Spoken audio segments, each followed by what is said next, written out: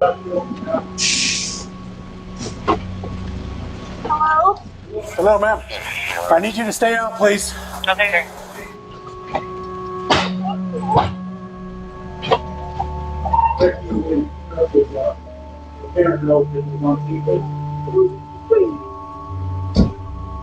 She installs cameras, hires a private investigator, and carries a gun, doing everything she can to survive the man she believes is hunting her. She calls the police so often that her fear becomes routine. And still, she is murdered in her own garage by the one person she never suspects.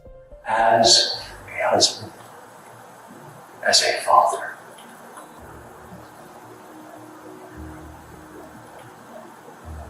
not as police, again, family, utmost respect. I don't care if you capture him, I just want the fucker to pay. He took my children's mother for Christmas. They're never gonna get over that.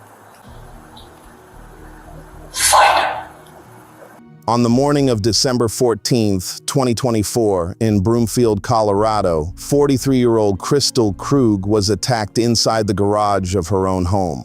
A first responder finds her with a severe head injury and a stab wound above her heart. A handgun is found in her purse, completely untouched, still secured in its holster. Husband said there was a stalker threatening to kidnap her, so I don't know. No, she's unresponsive. Wow, decent head wound. Where we have more room at the head.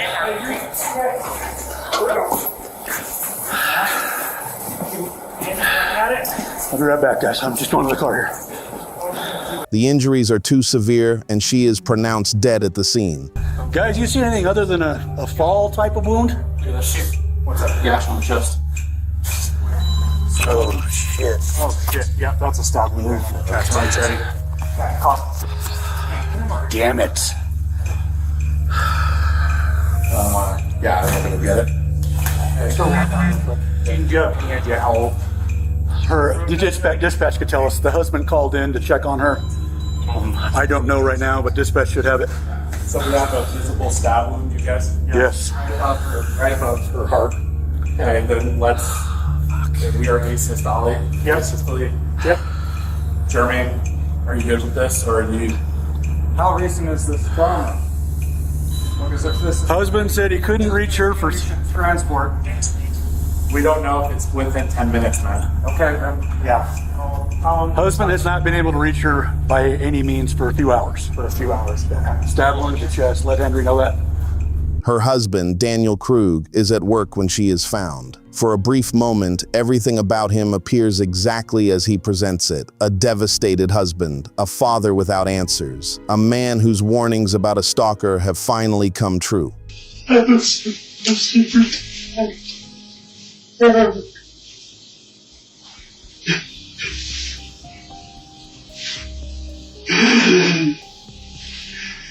not your fault.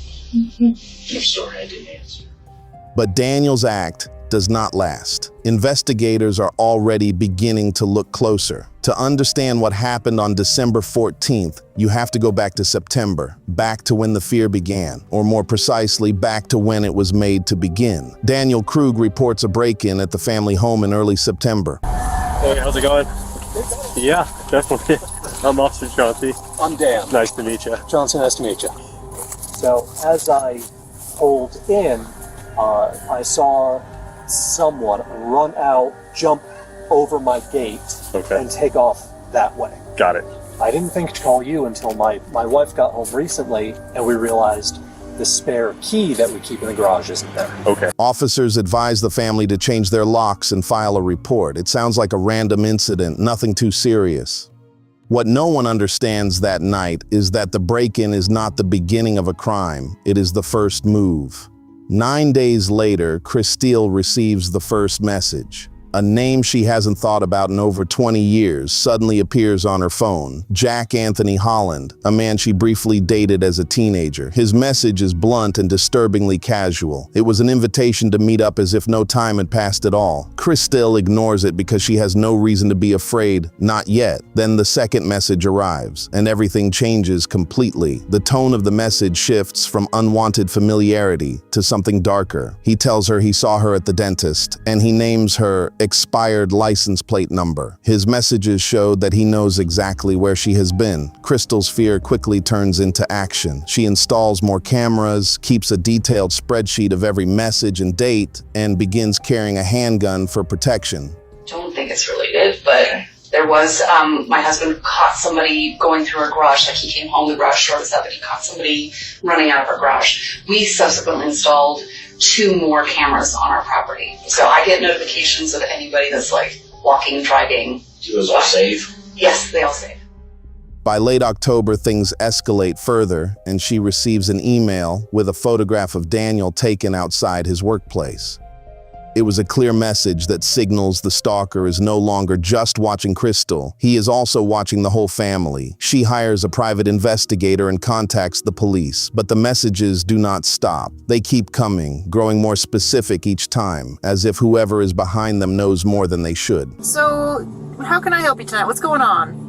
Yeah, so I have an ex from a very long time ago who has occasionally found me on social media, and it's never been an issue until this month. So this month, I have received numerous text messages, and then today I got an email that is very threatening, and it escalated to the point that he took a recent picture of my husband at his work location. So the stalking is getting a little too aggressive at this point in time. Okay. So my last contact with this individual was 5 years ago, where I told him I was happily married. I had no interest in what he kept contacting me. He kind of blew things up and then blocked me. I blocked him, haven't heard from him since.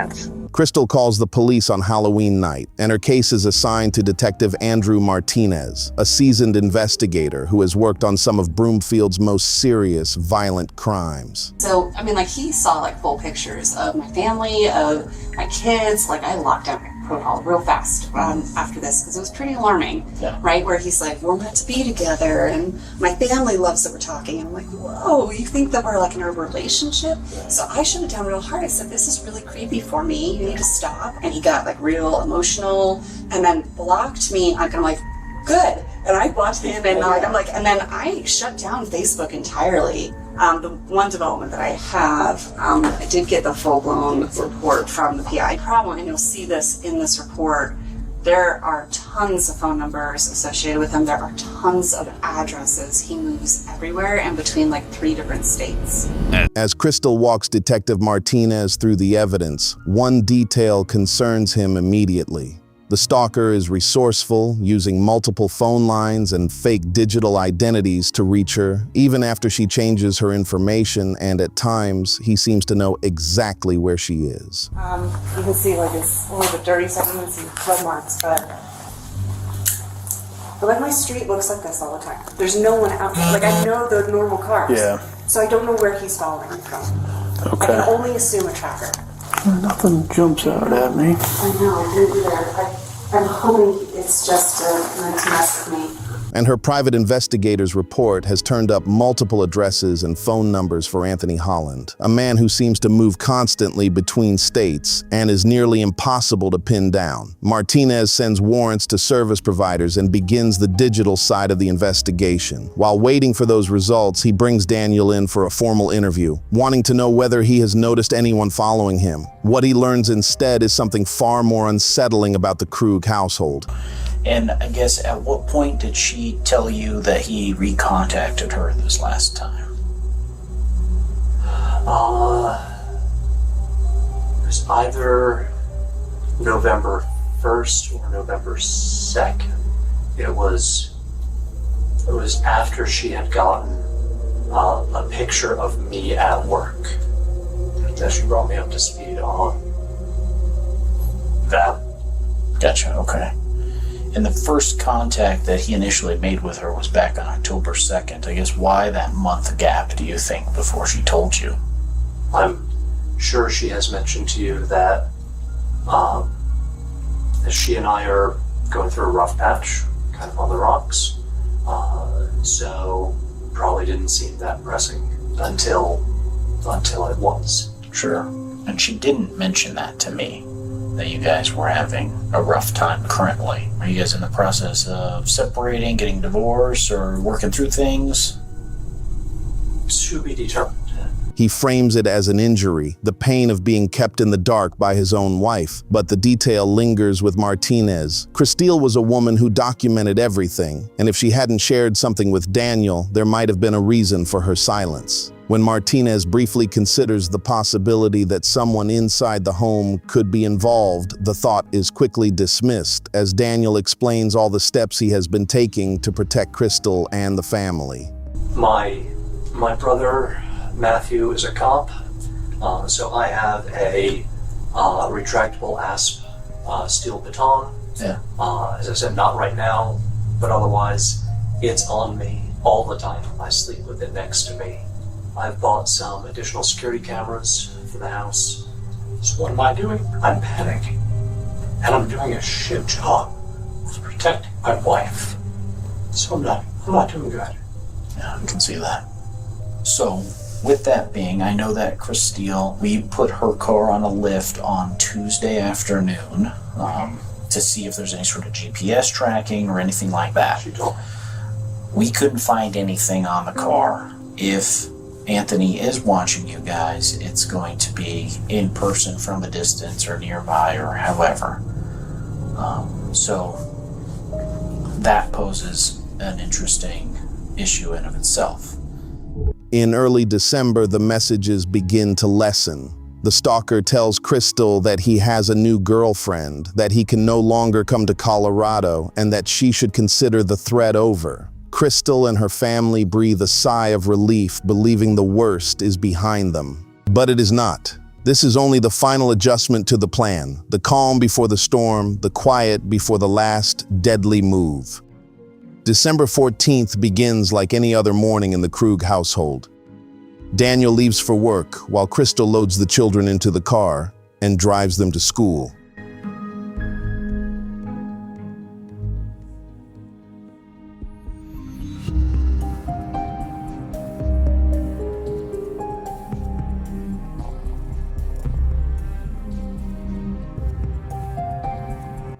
The house sits quietly in their absence. During that window, someone approaches the front door. When Kristil pulls back into the garage and steps out of her car, the garage door closes behind her. She has no idea what is waiting. The attack comes swiftly. She is struck in the head and stabbed above the heart, and she falls. Hours pass before Daniel calls 911. The call is careful and timed to happen at the moment that will help him most. Hi there. My name is Dan Krug. I don't think this is an emergency, but this feels really weird. Okay. My wife isn't responding to text messages or phone calls. Okay. When you talked to her about 3 hours ago, was she okay? What was she having any medical things? Anything going on? She asked me to pick up our daughter from school because she had to meet with Martinez. Okay. So she was supposed to, come into the PD and meet with Martinez? Yeah, that's what she said. Okay. When the first officer arrives and peers inside the open garage, he sees Kristil on the floor. Blood is smeared across the wall behind her.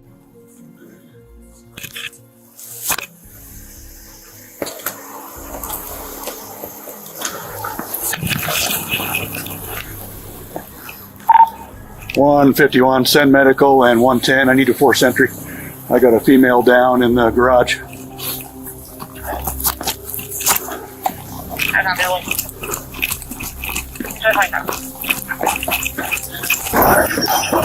Broomfield Police! Broomfield Police! Oh, shit. He radios immediately. He begins CPR. He keeps working even after the medics arrive and take over, even after they discover, beneath her clothing, the stab wound above her heart. Guys, you see anything other than a fall type of wound? Yeah, that's what's that? Gash on the chest.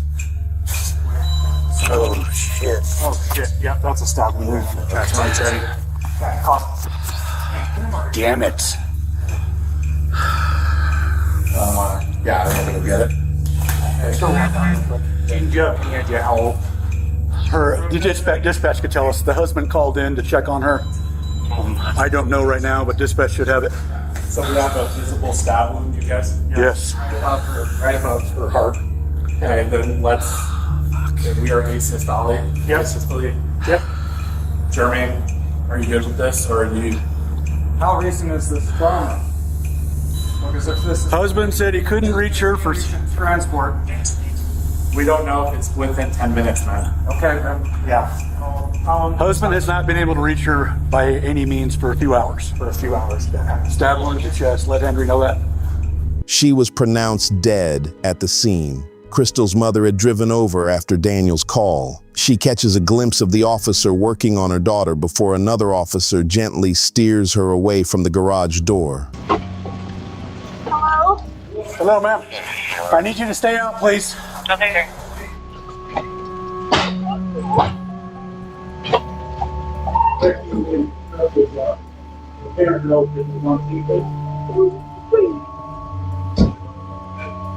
Daniel arrives shortly after. He collapses. He cries without tears. Stay back, stay back, stay back. This is my house. I understand. I need to get his phone away from him because he's probably got access to this camera, and we obviously don't want him to look at it. The crime scene is methodical in ways that begin to register almost immediately. There is tape placed over the doorbell camera, and the front door shows no real signs of forced entry. It becomes clear that whoever entered the house either had access or knew exactly how to get inside. I know it seems like the wrong time, but it's no time like now. Because we would like to search the residence so we can begin our investigation and get into this. Yes, go. Do you understand what I'm asking you to do? No, but go.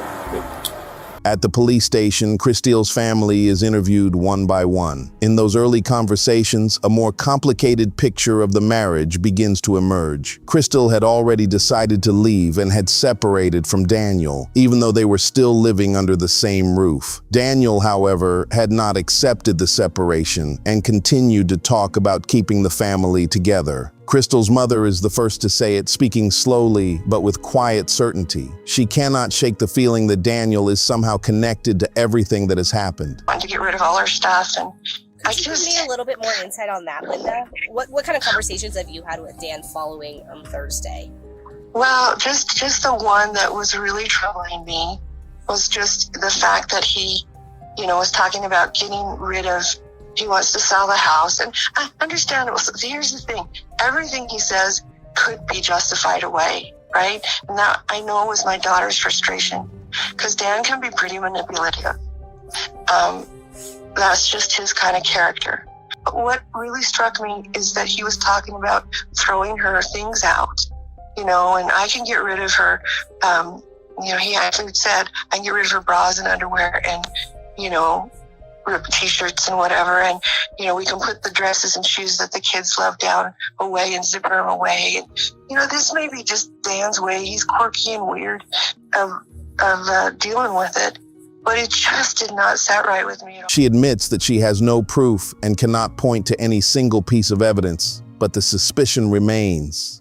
The detective listens carefully and writes it down. Well, he tries to make you feel that he's the victim and that you're wrong. And, there's almost sometimes he'll get really syrupy sweet, but you can see and feel underneath this kind of menacing type attitude. Okay. So it doesn't feel good, right? You can tell he's seething with anger. And the dog, Pixel would always bark at him.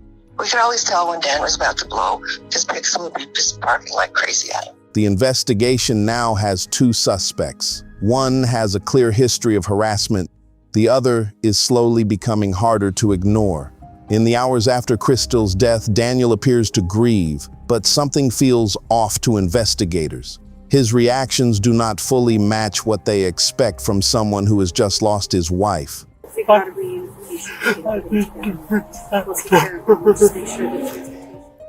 Another detail soon adds to that concern.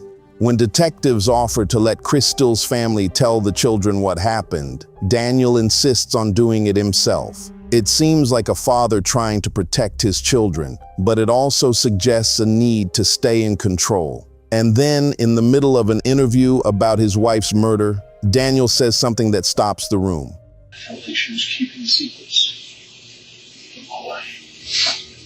She didn't tell me about that man. She was disappearing for hours.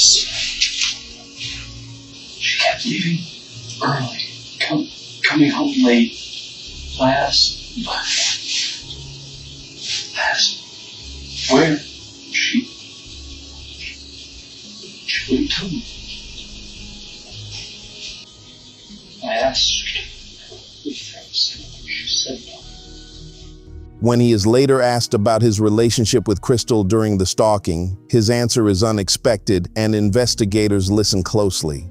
Maybe even brought you guys closer, not maybe emotionally closer, but you guys were physically sort of working on things besides your kids. There was a mutual.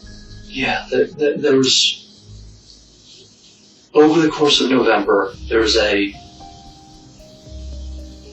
better team feel. Okay. You know, we respond to crisis. Right. I had her as a partner to protect the family, but it didn't feel like a partner who valued me. I mean, it sounds like you feel like you were completely, I don't know, written off by her, or that she had zero care for you anymore.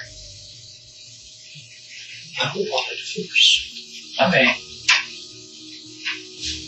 I have loved her for 20 years. Mm-hmm.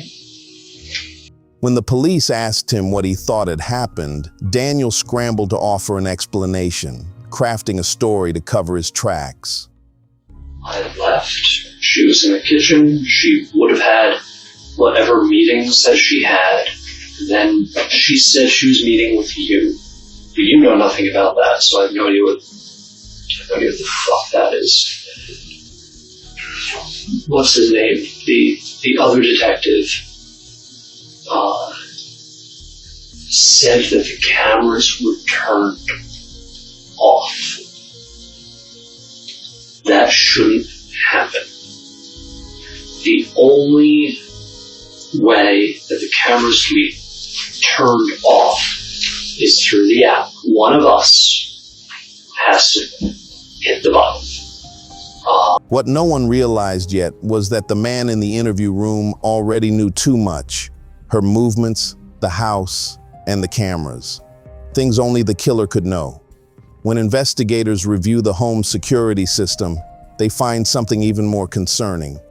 All of the cameras inside the house were turned off at the same time, while one outside camera remained active. Upon reviewing the footage, police see Kristil dropping her children at school before 8 a.m., then returning home at 7:57.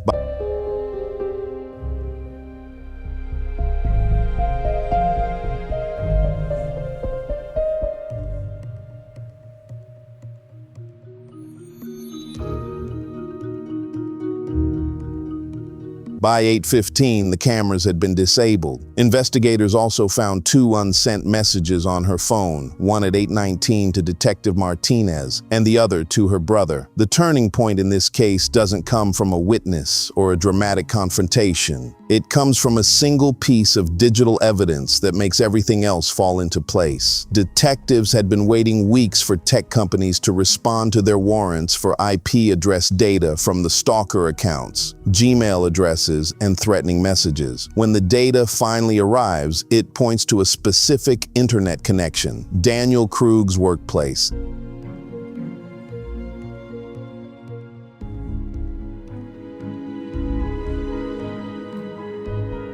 It's not a public network or a nearby Wi-Fi. The accounts were sent from the building where Daniel spent his work days, just steps from his desk, while he appeared to cooperate fully with the police.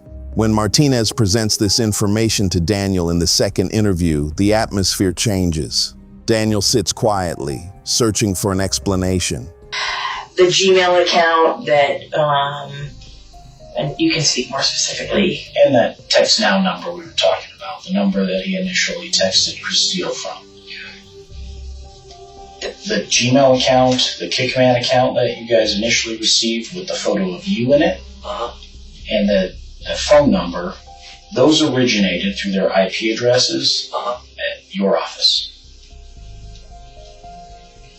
As far as we know right now, there's no physical way that Kickman could have been involved in this based on where he's at right now.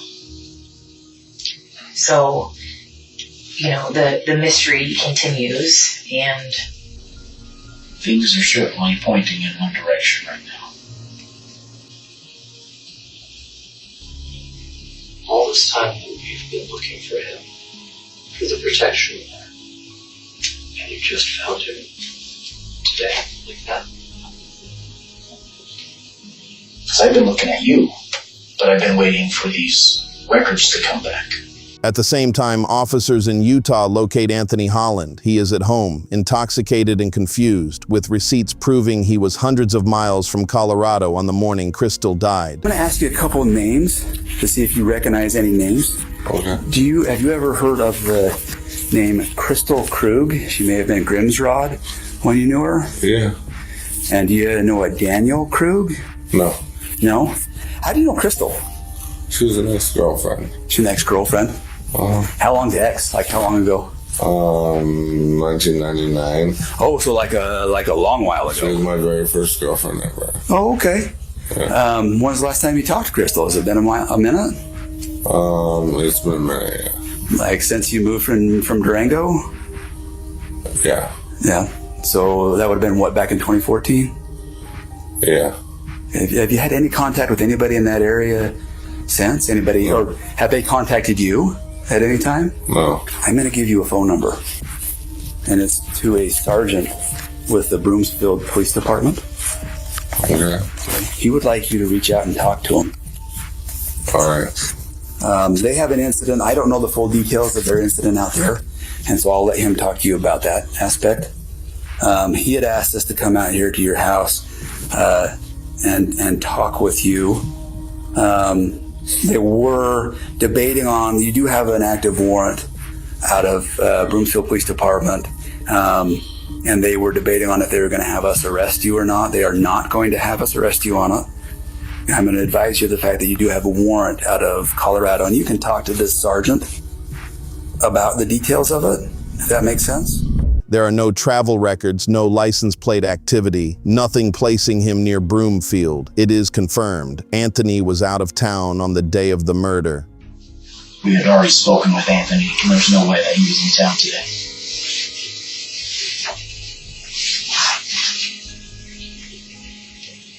I have nothing.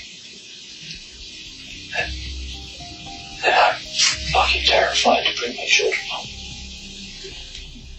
The ghost that haunted Kristil in her final months was not a stranger. It was her husband, sitting at his office computer, sending messages from a device she would never be able to trace. There was no Anthony. There never was. The burner phones used to send Kristil's threatening messages are traced back to a Visa gift card registered under Daniel Krug's name, and cell tower records show those burner phones were always in the exact same geographic location as Daniel's personal phone. The surveillance footage from the neighborhood confirms that no one approached the Krug home on the morning of December 14th except for Daniel himself, leaving for work later than his usual hour at a time that aligns with Kristil's estimated time of death. The final piece came from Daniel's own Google account. The night before Kristil's death, he searched how hard you would have to hit someone in the head to make them unconscious, and when a head injury becomes dangerous. Detectives lay out their theory with surgical precision. A man so desperate to control his family that he created a threat to bring his wife back, and when that failed, he killed her.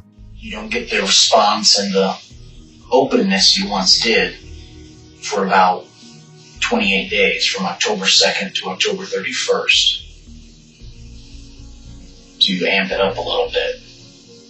Send a photo of yourself to her at an account you created. See what her response is. I drew that conclusion that a lot of this stalking stuff in this report that you guys, that of this kick man, has brought you closer and maybe given a little bit of hope in your relationship that you can accomplish something together.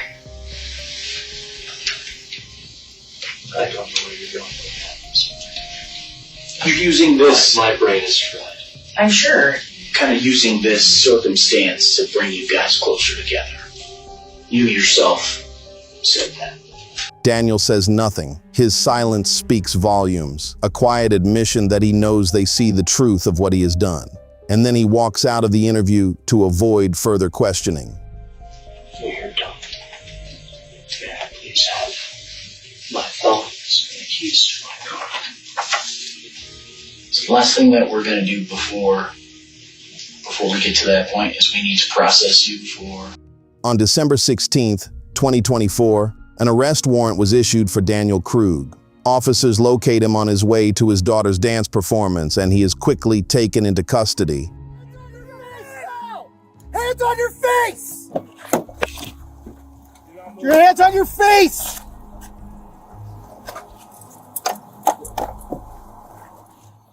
He does not resist. Daniel is handcuffed in the parking lot and placed in a patrol car, leaving behind an evening his children will never forget. Do you need to tell your kids that you killed their mother, or do you want somebody else to? Okay. Alright. Good luck. Even as the walls close in, Daniel cannot stop performing. Before he is taken, he makes one final appeal to Detective Martinez, urging him to find whoever killed his wife, still playing the grieving husband until the very last moment. As a husband, as a father,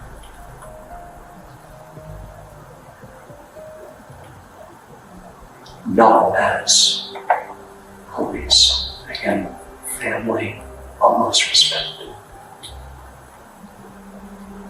I don't care if you capture him, I just want the fucker to pay. He took my children's mother for Christmas. They're never gonna get over that. Find him. As a father. Don't just assume it's me. Keep looking. In the weeks that follow, investigators piece together a complete picture. Digital forensics, cell tower records, burner phone registrations, surveillance timelines, Google searches, and Carrie's testimony all point in the same direction, leaving no room for alternative theories. Daniel Krug goes to trial in April 2025 and pleads not guilty. His defense claims the absence of physical evidence and argues that the case relies entirely on circumstance. And there is an enormous disconnect between that and the circumstantial picture that the prosecution wants you to believe. Mr. Krug did not kill his wife. He did not commit these crimes. The prosecution presents 4 months of calculated manipulation. The fake break-in, the invented stalker, impersonating an ex-boyfriend, disabling cameras from inside, and incriminating searches the night before. After 2 days of deliberation, the jury finds him guilty on all counts: first-degree murder, stalking, and criminal impersonation. Daniel Krug is sentenced to life without parole, the prosecutor noting that this was not about love, but about a man consumed by resentment and rage. Kristil Krug spent her final months afraid of a stranger who did not exist, while the real danger sat across from her at the dinner table, held her hand, and told her he would keep her safe. None of her efforts could protect her from someone she had already decided to trust. That is what makes this case so difficult to leave behind.